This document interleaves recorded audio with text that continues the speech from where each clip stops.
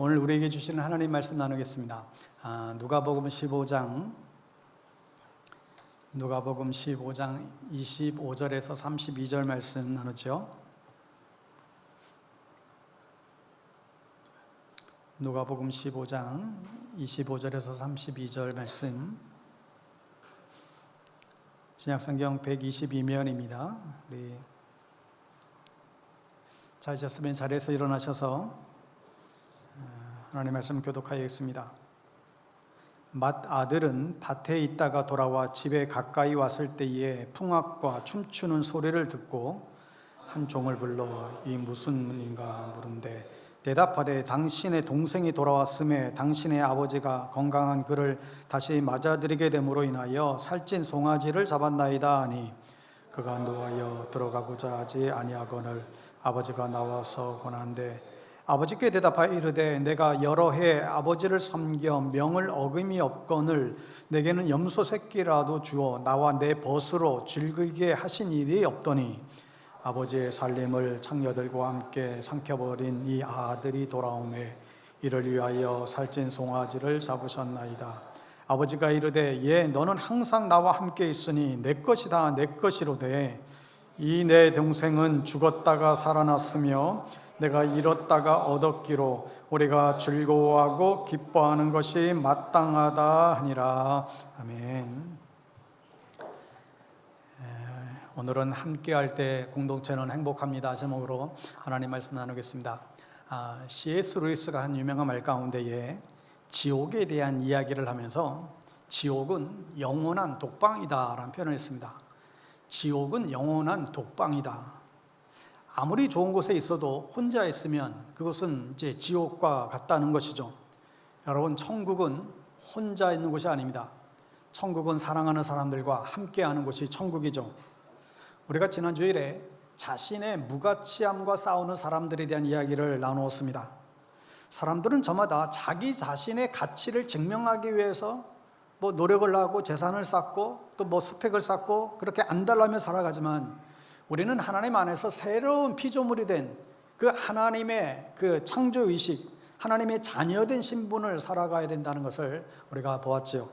그러면서 한 인물을 생각해 보았는데, 바로 집을 나가서 자신의 힘으로 자신을 증명하려고 발버둥치다가 결국은 폭망해서 아버지 집으로 돌아온 탕자의 모습을 보았습니다.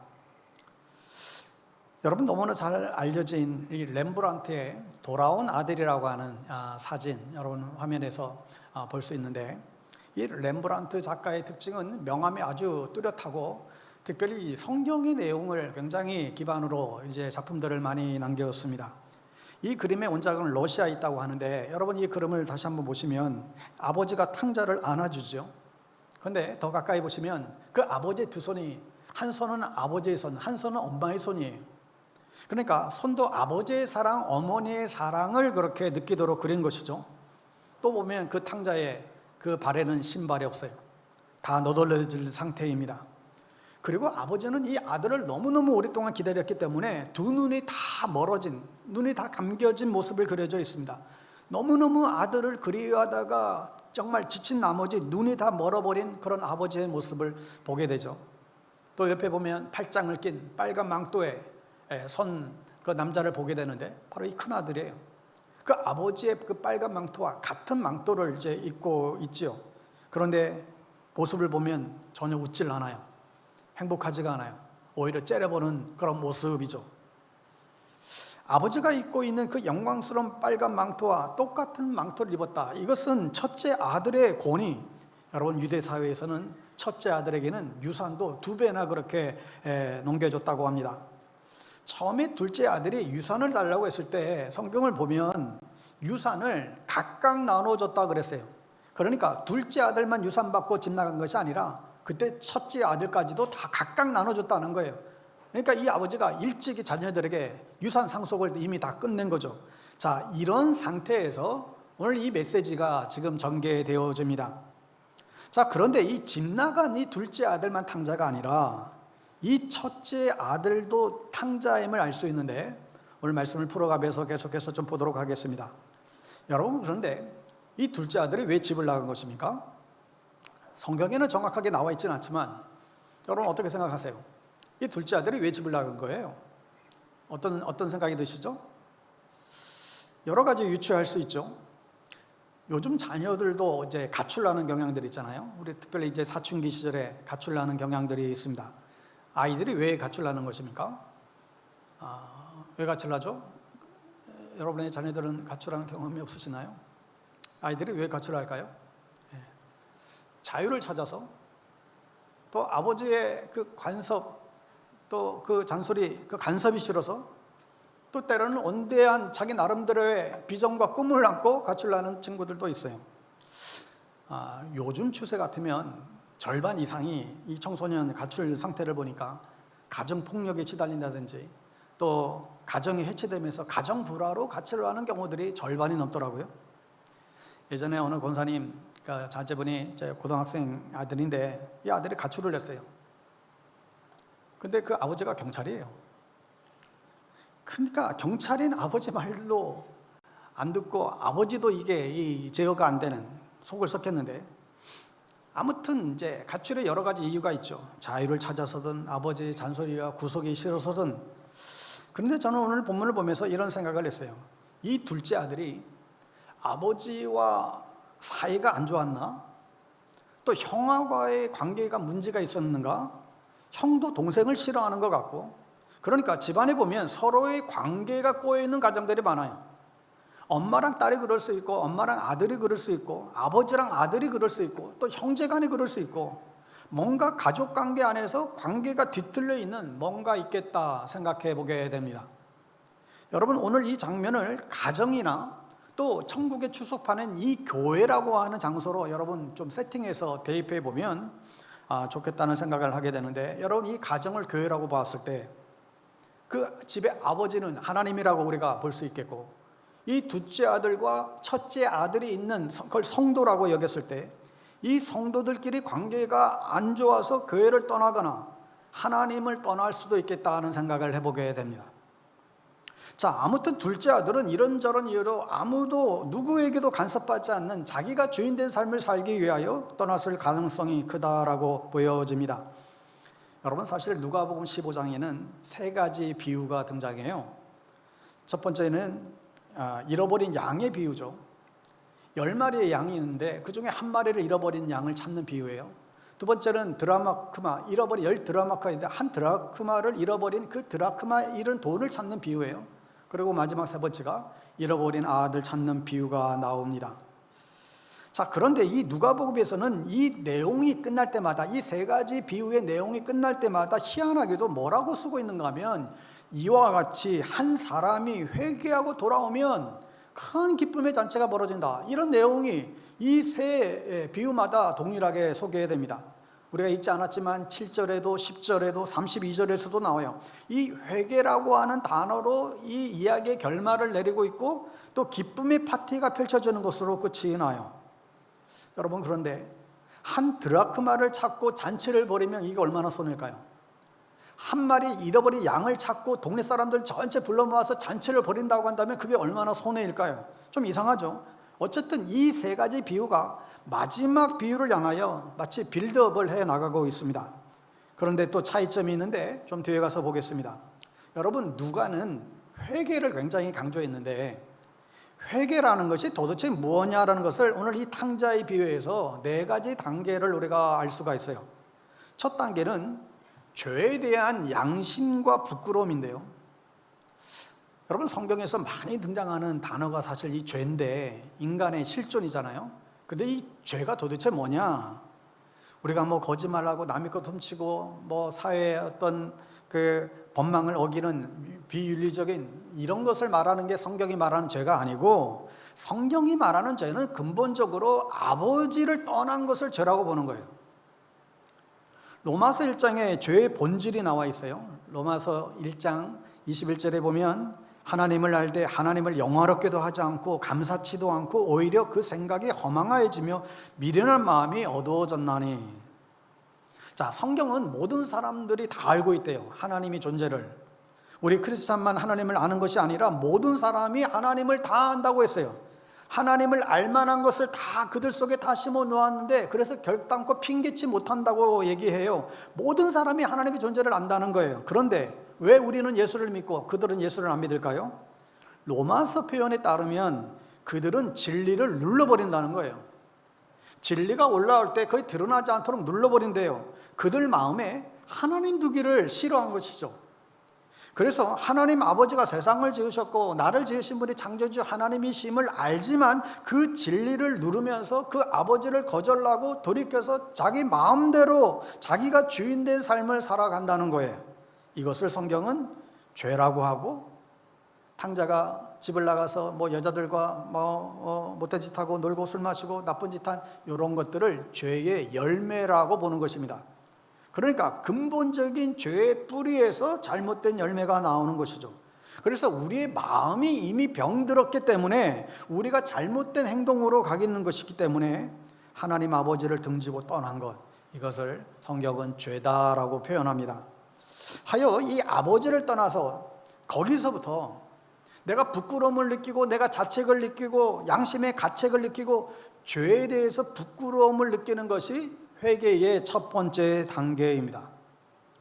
자, 그러니까 어떤 사람들은 양심에 화인 맞은 사람들은 이 1단계부터가 안 되는 것이죠. 이게 회개의 첫 번째 단계라면 두 번째는 죄를 깨달으면 이제 돌이키는 거예요. 이제 유턴하는 거예요. 아버지께 돌아가는 거예요. 그런데 돌아가는 과정이 있어요. 아버지께 돌아가서 이제 자신의 입으로 죄를 시인하고 고백하는 것입니다. 요한 1서에서 나왔듯이 우리가 죄를 고백해야 되는 거예요.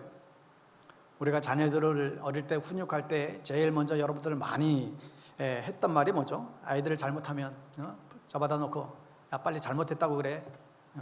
이 표현하죠. 잘못했다고 그래. 우선 고백을 시킵니다. 형사들이 범인을 잡아다가 끌고 가서는 제일 먼저 하는 게 먼저 자백을 받아내죠. 그러니까 입술로 본인이 잘못했다라고 얘기하는 것은 굉장히 중요한 것입니다. 내 입술로 내가 잘못했습니다. 잘못을 시인하는 고백이 굉장히 중요해요. 자, 그리고 잘못했습니다라고 회개하면 회개가 끝나는 게 아니에요. 여러분, 잘못했습니다. 이게 여기가 회개의 끝이라고 한다면 계속해서 그 사람은 죄책감에 시달릴 거예요. 그런데 기독교의 회개는 그렇게 잘못했습니다라고 고백하면 어떻게 돼요? 우리가 아버지 앞에 나와 잘못했습니다 그러면 아버지가 다가와 우리를 안아주시는 거예요. 진정한 회개의 결말은 아버지 품에 거하는 거예요. 용서의 품에 안길 때 회복이 되고 그것이 회개라는 것입니다. 여러분, 이 회개에 대해서 마틴 루터는 세 가지의 회개, 회심에 대해서 이야기를 표현을 했습니다. 첫째는 정신의 회심이 있다. 두 번째는 가슴의 회심이다. 세 번째는 돈 지갑이 회심해야 된다. 이런 이야기를 한 바 있어요. 근데 이 세 가지 회심이 오늘 본문의 이야기에 다 나옵니다. 우선 집을 나갔던 탕자는 17절에 보면 정신의 회심이 일어나죠. 17절에 여러분 한번 읽어볼까요? 17절 읽습니다. 이에 스스로 돌이켜 이르되 내 아버지에게는 양식이 풍족한 품꾼이 얼마나 많은가. 나는 여기서 주려 죽는구나. 자, 말 그대로 제정신이 들었어요. 아버지 집의 풍성함에 생각했어요. 야, 내 집에는 종들이 나보다 잘 먹고 잘 사는구나. 이 정신의 깨달음, 정신의 회심이 일어난 것이죠. 그리고 18절 20절에 보면 가슴의 회심이 일어나요. 아버지께 내가 죄를 지었고 내가 지금부터는 아버지의 아들이라 일컬음을 받기도 너무나 죄송하고 내가 집에 가면 정말 나를 종이라도 써달라고 그렇게 말하려고 이제 집으로 돌아가야 되겠다. 이런 내용이 나오죠. 가슴으로 이제 양심의 가책을 느끼고 가슴에서 회개가 일어나는 것을 이제 보게 됩니다. 탕자의 회심의 핵심은 아버지를 떠난 것 자체가 이게 틀려먹었고 이게 죄였다, 이것을 인정하는 데에 있습니다. 결국 여러분, 예수님을 떠나서 자기 힘으로 자신의 스스로 또 잘 살 수 있다고 믿는 사람들에게 다시금 아버지가 있는 정말 진정한 파티가 있는 집으로 돌아오라고 그렇게 회개를 우리에게 촉구하고 있는 것이죠. 여러분, 그런데 이 회개라고 하는 게 참 어떻게 보면 괴롭고 쉬운 일은 아니지만, 그러나 우리가 하나님 앞에 나올 때마다 정말 깨어진 마음으로 하나님 정말 잘못했습니다, 이런 고백을 할 때 하나님은 우리를 미쁘시게 여기시고 우리를 용서해 주시고 달려와 안아주시는 것입니다. 오늘 이 표현에 보면 아버지가 달려와서 그 아들을 안아줘요. 여러분, 이 당시의 아버지들은 우리나라 조선시대 양반 어른들처럼 절대 달리지 않아요. 절대 뛰어가는 법이 없습니다. 비가 와도 뛰어가지 않아요. 근데 이 아버지가 너무 아들이 보고 싶었던 그런 마음에 뛰어가서 아들을 매달리는 장면이 소개되죠. 그만큼 하나님은 우리가 회개하고 주님께 돌아가기만 하면 너무 잘했다고 칭찬하시며 맨발로 뛰어와 우리를 안아주시는 분이시죠.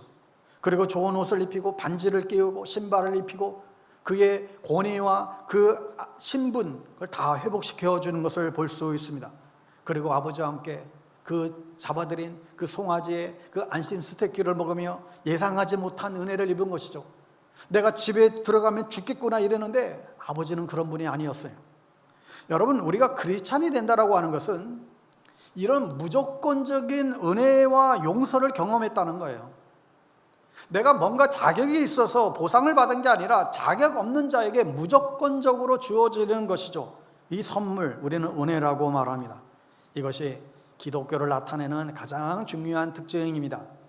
여러분, 이 세상의 모든 종교와 기독교가 차별짓는 딱 하나를 꼽는다라고 한다면 바로 이 은혜, 이 그레이스입니다. 다른 모든 종교들은 내가 뭔가를 수고해서 뭔가 노력해서 뭔가 고행을 해서 그 보상을 따내려고 하는 거예요. 내가 이렇게 애썼으니 이런 신으로부터 뭔가의 보상을 받으려 하죠. 그런데 기독교는 유일하게 우리가 뭔가를 애써서 따내는 게 아니라 처음부터 끝까지 하나님의 일방적인 은혜의 선물을 우리에게 공짜로 주는 거예요. 탕자는 반지며 옷이며 신발이며 받을 자격이 하나도 없었는데 모든 걸 다 받았어요. 이게 하나님의 은혜입니다. 그런데 우리는 예수를 믿고 하나님의 자녀가 된 이후에도 뭔가 내 힘으로 계속해서 뭔가를 세워나가야 되겠다, 뭔가 내가 더 해야만 더 자유로울 것 같고, 이런 자꾸 이 탕자 신드롬이 우리 안에서 작용이 돼요. 이 주인 노릇하고자 하는 마음이 생기는 것입니다. 내가 뭔가를 해서 여전히 내가 주인 노릇하려는 거예요.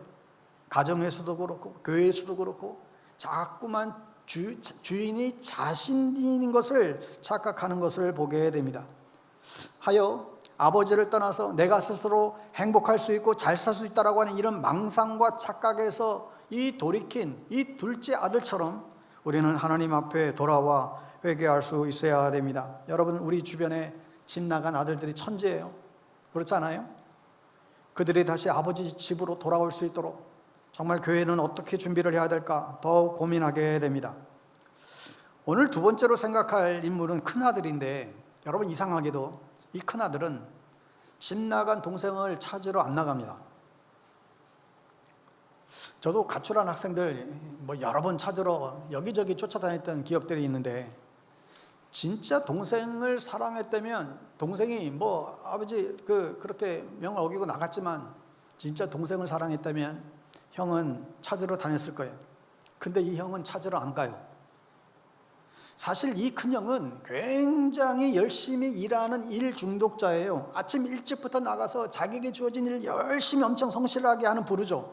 이날도 열심히 일하고 퇴근하고 돌아왔는데 집안 분위기가 이상한 거예요. 이때 한 종이 쪼르르 달려와서는 충격적인 뉴스 두 가지를 전해줍니다. 하나는 네 동생이 돌아왔다는 거예요. 안 돌아올 줄 알았는데 그 동생이 돌아와서 집안에 지금 난리가 났다. 또 하나의 더 충격적인 뉴스가 있어요. 그렇게 아끼던 송아지가 소천했다는 거예요. 동생 잔치하느라고. 큰형은 이 살찐 송아지에 꽂혀 있었어요. 내 살찐 송아지. 애초에 집 나간 동생에게는 관심이 없어요. 그래서 이 맏아들이 아버지를 향해서 째려보며 얘기합니다. 오늘 이거 29절에 나오는데, 아버지 보세요. 내가 여러 해 동안 아버지 곁에서 종노릇했습니다. 그러면서 내가 아버지 명령을 어긴 적이 있었나요? 아버지 명령을 어긴 적이 없습니다. 이렇게 열심히 살고 이렇게 잘 사는데 나한테는 염소 새끼 하나, 내 친구들과 파티 한번 해준 적 없는데, 아니 저렇게 호로 자식에는 이런 식으로 대접해 주는 게 도대체 이게 맞냐고 아버지에게 따지는 거예요. 분통을 터뜨리며 동생이라고도 표현 안 하고 당신의 이 아들이라고 복잡하게 표현하죠. 당신의 이 아들에게 이 송아지를 잡아주는 게 마땅하냐고. 그러니까 맏아들은 아버지의 마음을 전혀 공감해 주는 게 없어요. 자기 생각만 하는 거예요. 첫째 아들은 굉장히 부지런하고 성실하고 똑똑하고 계산이 빠르고, 그런데 보니까 아버지와의 대화의 흔적이 없어요. 여러분 어떻습니까? 집에서 아버지와 대화들을 잘 하시나요? 만약에 아버지와 정말 이 큰아들이 대화를 많이 했던 부자 관계에 있다고 한다면 당연히 동생 찾으러 갔을 것 같아요. 아버지가 지금 눈이 멀었잖아요. 아버지가 나갈 수 없는 상태예요. 그런데 동생이 오면 불망 돌아오기만 기다리던 아버지에게 오히려 자기가 인정받고 싶은 마음만 가득한 나머지 이 살찐 송아지를 줘야 되는 것, 나에게도 줘야 되는 것 아니냐, 이 보상을 바라고 있는, 요즘식으로 말하면 종교인이죠. 은혜를 모르는 것입니다. 자, 앞에서 이 누가복음 15장에 세 가지 비유에 공통점이 있고 차이점이 있다고 그랬는데, 여러분, 예수님의 모든 비유는 문맥을 봐야만 이제 파악이 됩니다. 제대로 해석하려면 어떤 컨텍스트 상황 속에서 이 이야기를 했는가를 봐야 돼요. 자, 이 탕자의 비유는 어떤 맥락에서 이 이야기를 진행이 됐는가 하면 이 15장 1절 2절에 나와 있는데 한번 보겠습니다. 누가복음 15장 1절 2절 같이 읽죠. 시작. 모든 세리와 죄인들이 말씀을 들으러 가까이 나오니 바리새인과 서기관들이 수군거려 이르되 이 사람이 죄인을 영접하고 음식을 같이 먹는다 하더라. 자, 누가복음은 주로 여인들과 죄인들, 창녀들을 위한, 가난한 자들, 소외된 자들을 위한 성경이라고 알려져 있는데, 여기에 이 세리와 죄인들이 예수님께 말씀을 들으러 나오니까 서기관과 바리새인들이 못마땅한 거예요. 그래서 그들이 뒤에서 뒷담화를 하면서 저 봐라, 저 예수라는 자가 저 인간 같지도 않은 자들과 먹고 마시고 있다고. 유대인들은 굉장히 친밀한 관계에서만 음식을 나누는데 저런 종자들과 같이 어울려 다니고 밥 먹고 다닌다 들으면서 뒤에서 엄청 뒷담화를 해야 되는 거예요. 자, 그러니까 이 세리와 죄인들과 창녀들에 대한 어떤 정죄의 컨텍스트 상황 속에서 이 말씀이 세 가지 비유가 쫙 전개된 것입니다. 그리고 첫째 아들에게 이 타겟팅이 딱 꽂혀져 있습니다. 왜요? 이 첫째 아들이 서기관과 바리새인들이죠.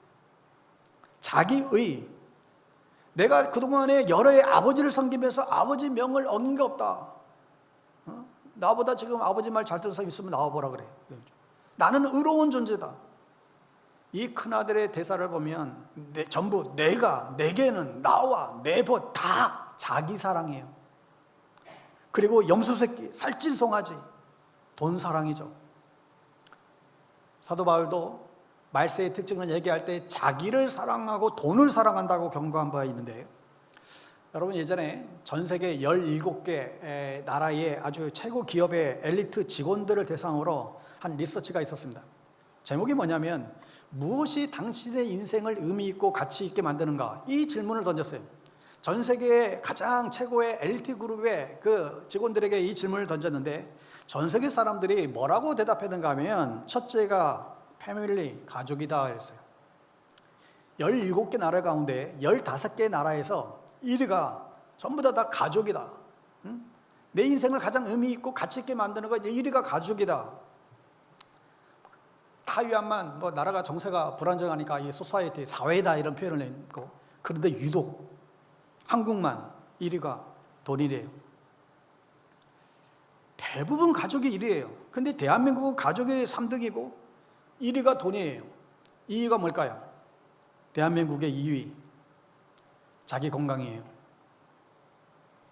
그러니까 유독 한국 사람들만 돈이 있고 건강하면 가치 있는 인생이라고 여기고 있는 거예요. 또 일이나 직업이 내 삶에 의미를 주는가?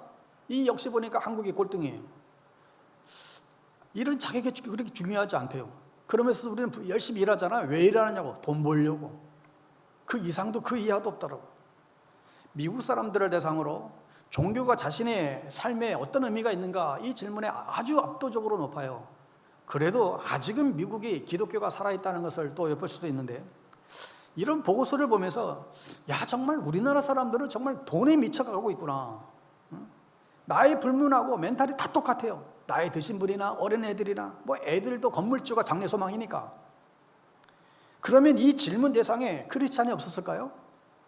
다 포함됐을 것 같은데 다 비슷하다는 거예요.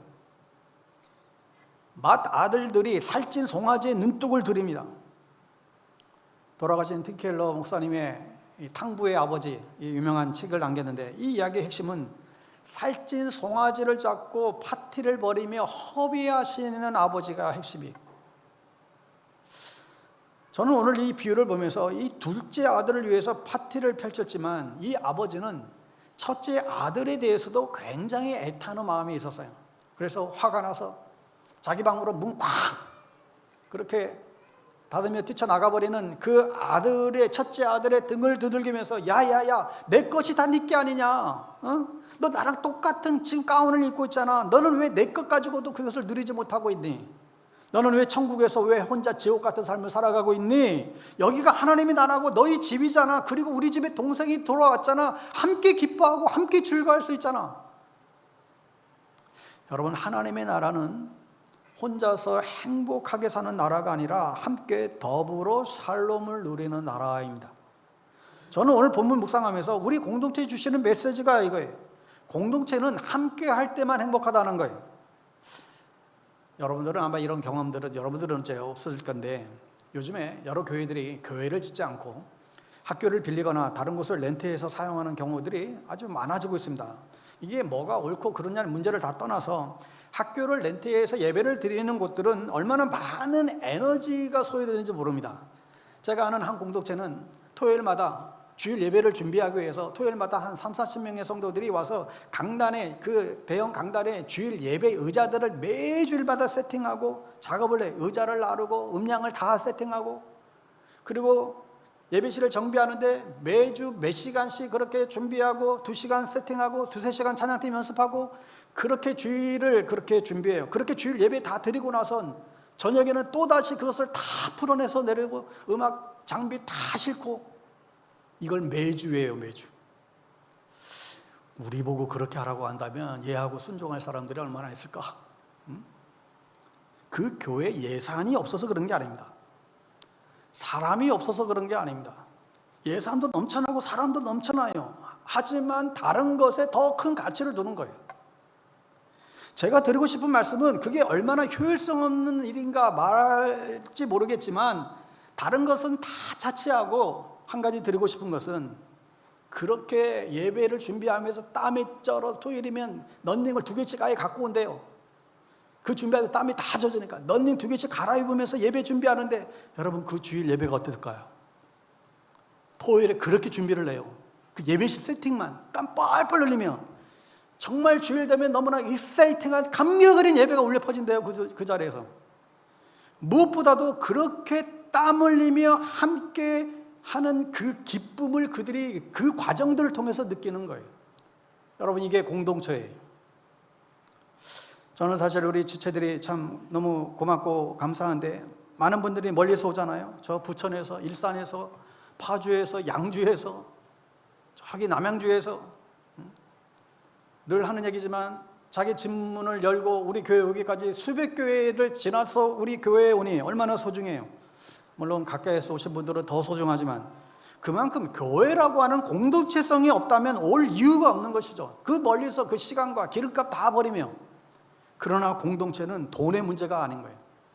환경의 문제도 아니에요. 사실 공간의 문제도 아니에요. 저야 뭐 아비의 마음으로 어쨌든 교회 오신 분들 좀 편하게 있다가 가게 할 수 없을까, 그 고민은 저는 늘 하지만, 사실 좋은 시설이 없어도 함께 마음을 같이 하고 서로 사랑하며 하나님을 예배하고 믿음의 지체들과 정말 영적인 교류를 하고 그 가운데 성령님의 강력한 임재가 있다라고 한다면, 그곳에 하나님의 나라가 이루어지고 세상이 줄 수 없는 기쁨과 감격들이 그 안에 있다라고 한다면, 그곳에서 또 한 주를 살아갈 수 있는 새 힘을 우리가 공급받고 나아가는 것이죠. 저는 정말 우리 교회가 그런 교회가 되길 바라고 그런 교회를 꿈꾸는 것입니다.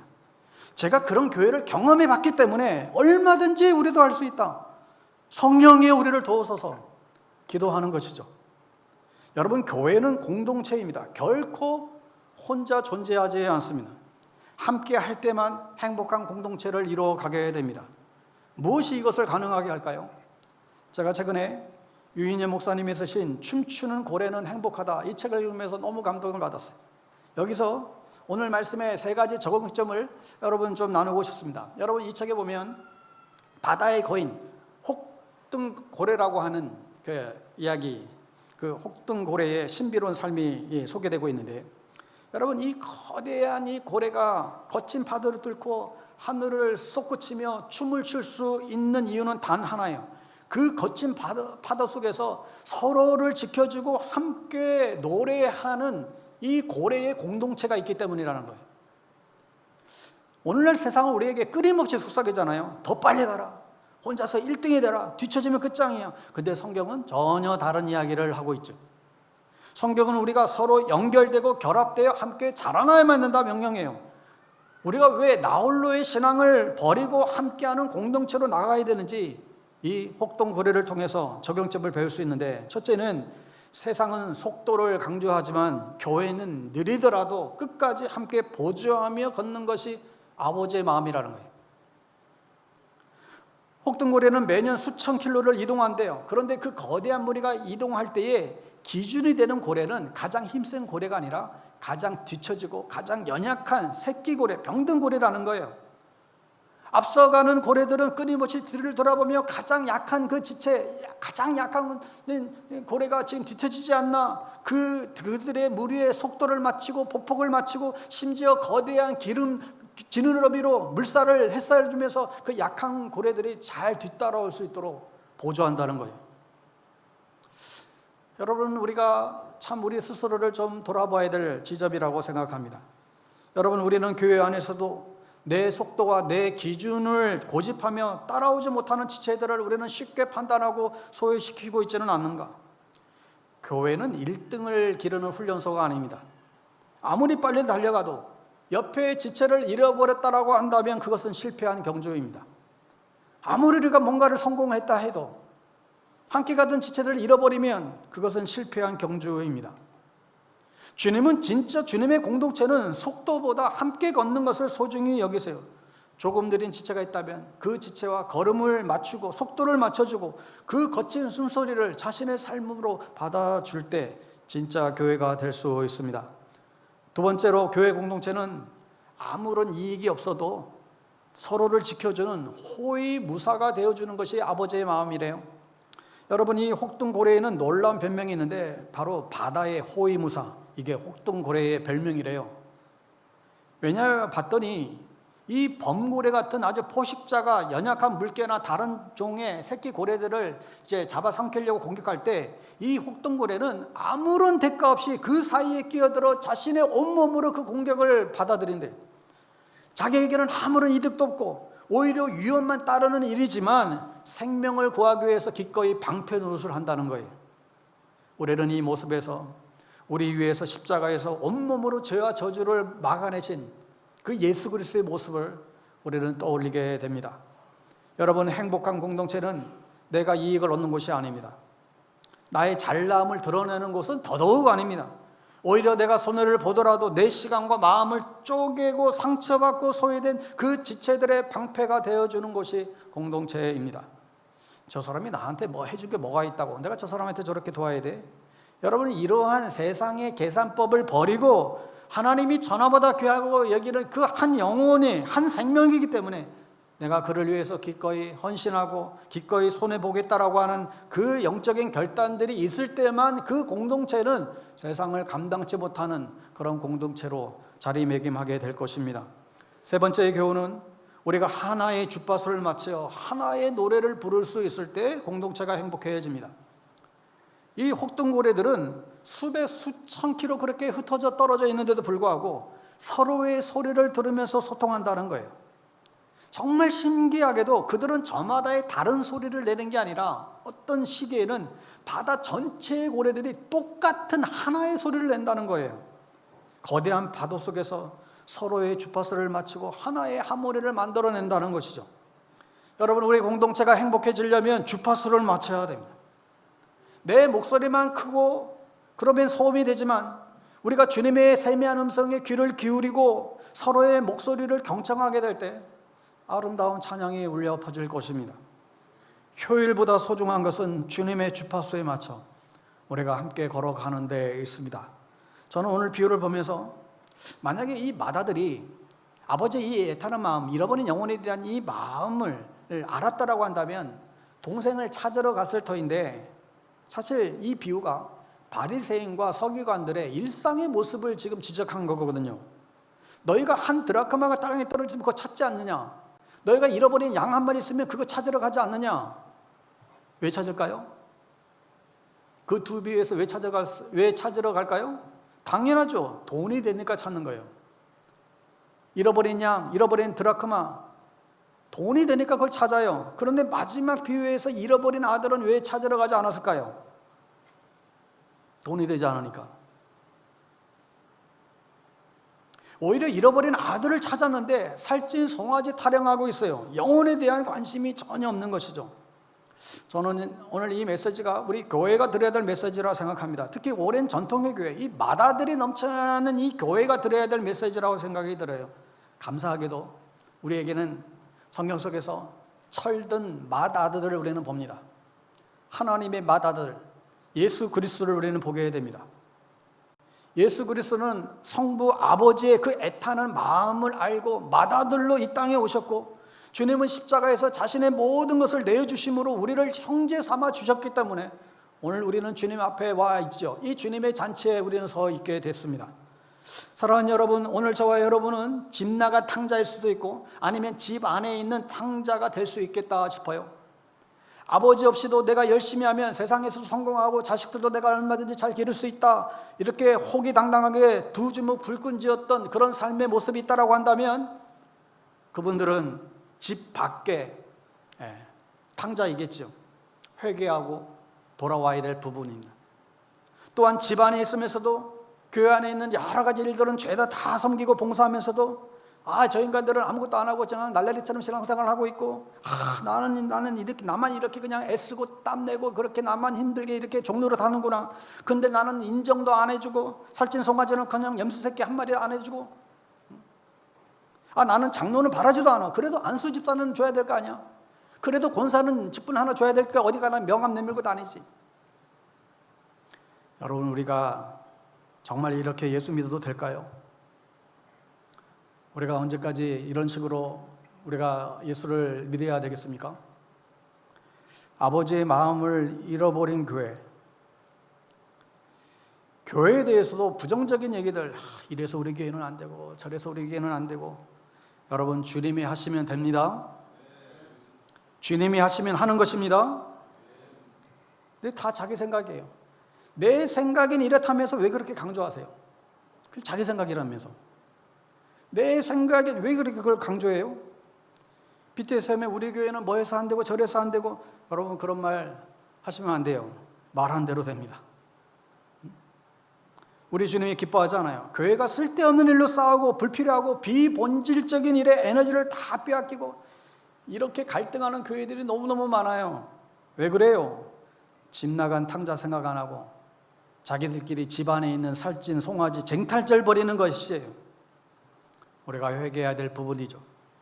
사랑하는 여러분, 오늘 본문은 천국 같은 가정, 천국 같은 교회는 무조건적인 사랑과 진정한 용서가 있고, 이 망가진 아들을 너무나 눈물겨워하며 안타까워하는 그 사랑에 있는 이 맏아들들이 있을 때 하나님의 나라, 하나님의 처소가 될 수 있다는 것을 우리에게 호소하고 있는 것입니다. 여러분, 이제 우리 공동체 안에 정말 어떤 사람이 오더라도 정죄하지 않고 함께 춤을 추며 함께 축제하며 이 축제의 장을 우리가 만들어갈 수 없을까요? 홀로 헤엄치지 않고 서로의 손을 잡고 연약한 지체에 그 손을 붙잡고 걸음을 맞추어 갈 때 우리가 머무는 이 거친 세상은 하나님의 평화가 가득한 푸른 바다가 될 것입니다. 이 행복한 공동체의 주인공으로 살아가는 저와 여러분 다 될 수 있기를 예수님의 이름으로 축복합니다. 기도하겠습니다. 자비하신 하나님, 우리가 교회 안에 있지만 아버지 품을 떠난 탕자는 아닌지, 또 집 안에는 있지만 여전히 아버지의 마음을 잃어버린 큰 아들의 모습은 아는지, 하나님 오늘 다시 한번 돌이켜봅니다. 우리 안에 아버지의 마음을 주님 주시고 공동체 안에 잃어버린 사랑을 회복하게 해주시고 함께하는 공동체를 이루어감으로 가장 행복한 신앙생활이 우리 안에 펼쳐지게 하여 주시옵소서. 예수님의 이름으로 기도합니다. 아멘. 오늘 이 찬양으로 우리 고백하겠습니다. 주 안에 우린 하나. 주님 안에서 다시 한번 우리가 하나됨을, 또 우리가 정말 사랑하고 하나되라고 우리의 지체들을 하나님께서 허락하셨음을 고백하며 찬양 드리겠습니다.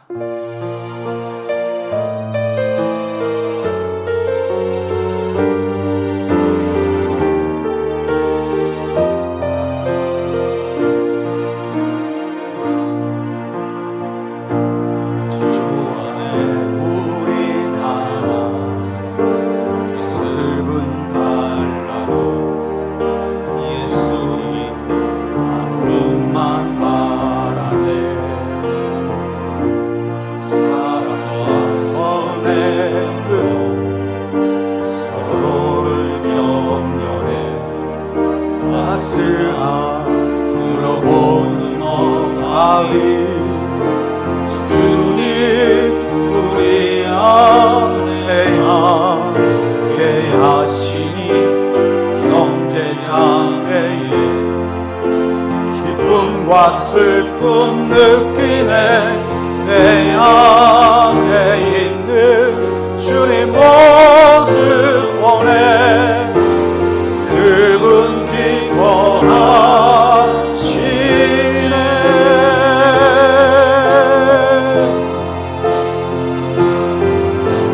주님 우리를 통해 계가시니 부족한 입술로 찬양하게 하시니. 주님 우리를 통해 계가시니 너를 통해 하실 일 기대.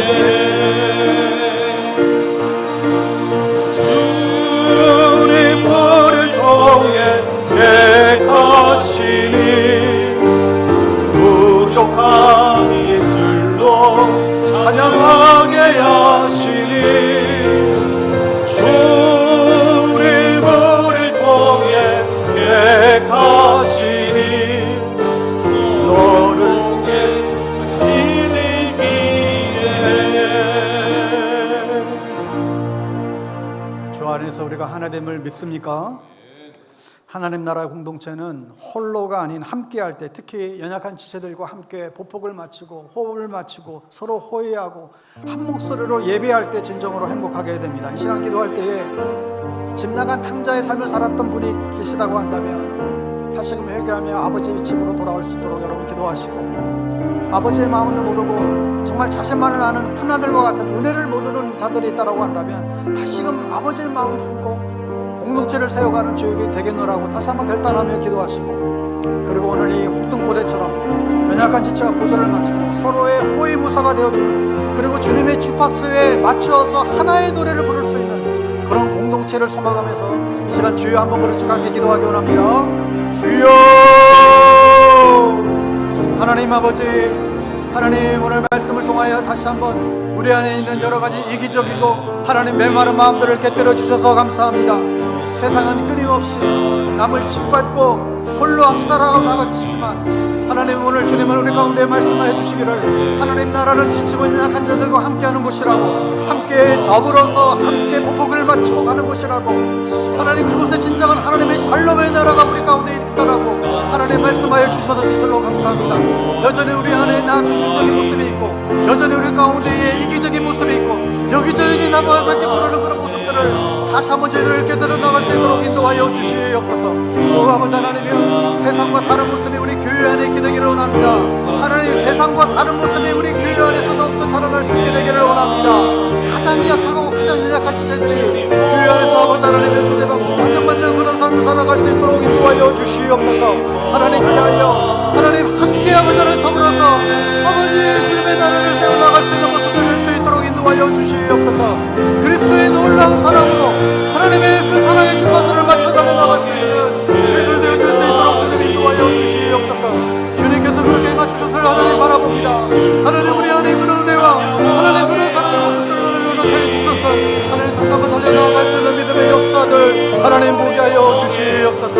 주님께서 하신 수를 하나님 바라보며 달려나가는 저희들 수 있기를 간절히 원하오니 하나님을 통해서 더욱더 더 깊이 눈물에 불어나갈 수 있는 하나님 저희들 될 수 있도록 인도하여 주시옵소서.